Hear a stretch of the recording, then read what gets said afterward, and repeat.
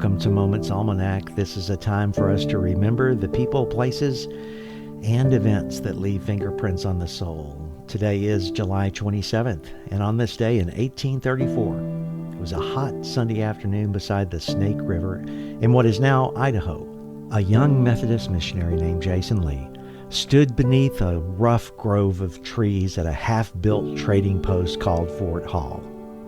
Around him gathered an unlikely congregation, native men and women in ceremonial dress, French-Canadian voyagers, fur trappers, and weathered mountain men, many of whom could not understand a word he was about to say.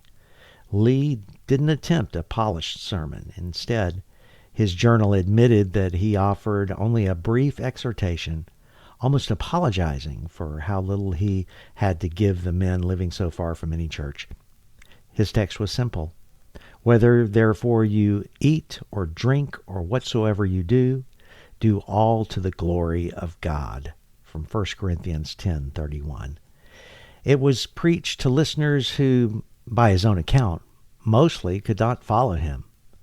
By every ordinary measure, it was an unimpressive afternoon.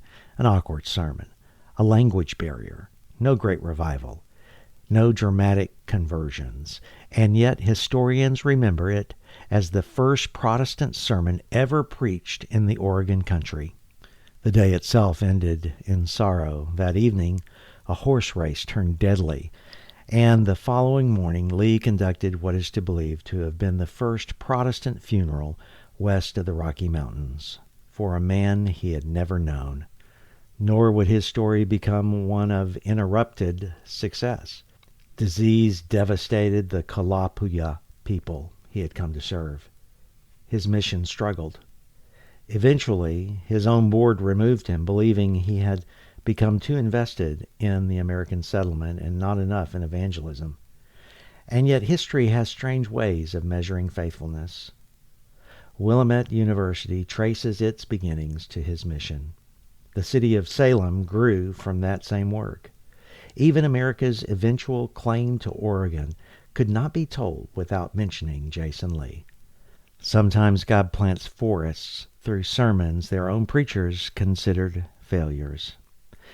60 years earlier on the calendar, but on the same date, a very different preacher stood before a very different congregation.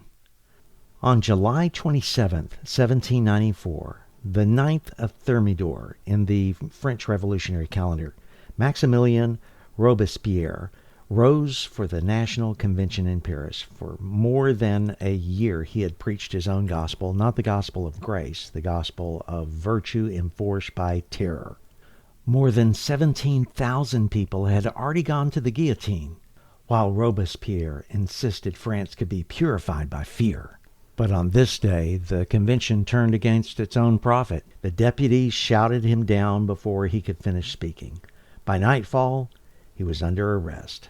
The next afternoon, July 28th, the machine he had built carried him to the very guillotine that had become the symbol of his certainty.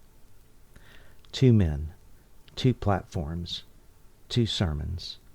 One doubted he had anything worth saying, and he spoke it anyway, and the other was so certain of his own righteousness that he believed he had the authority to decide who deserved to live. One scattered seed, the other wielded the sword. History remembers which one bore lasting fruit. Jason Lee reminds us that God has never required eloquence before obedience. Faithfulness often feels small while we're living it. Robespierre reminds us that whenever any cause begins to believe it can create heaven by force, it has already forgotten heaven's king. I think Paul's words still say it best. Whether you eat or drink or whatsoever you do all to the glory of God, or as the old hymn puts it, little is much when God is in it. Labor not for wealth or fame. There's a crown and you can win it if you'll go in Jesus' name. The kingdom has always grown more through humble witnesses than through powerful rulers. And that's Moments Almanac for July 27th. I hope you'll join me tomorrow. Until then, take heart, notice the scattered moments, and share the grace.